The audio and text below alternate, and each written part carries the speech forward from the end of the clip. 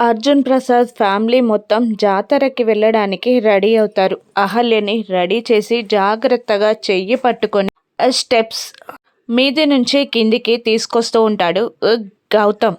అహల్య కిందికి రాగానే అందరూ హాల్లోకి వచ్చేస్తారు.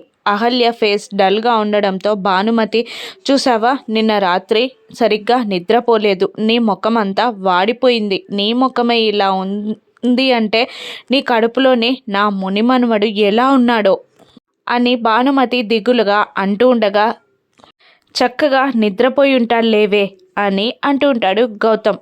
ఇక టైం అయింది, బయలుదేరదామా అని అవంతిక కార్తిక్ రాగానే అర్జున్ ప్రసాద్ అనేస్తాడు.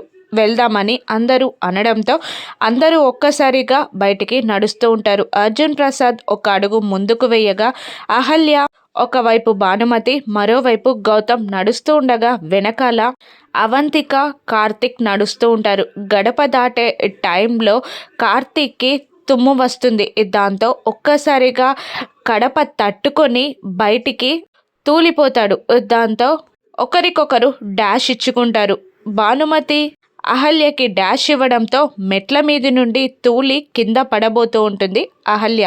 అయ్యో అని అందరూ ఒక్కసారిగా గట్టిగా అరుస్తారు. అహల్య పడిపోతుందా? గౌతమ్ పట్టుకోగలడా?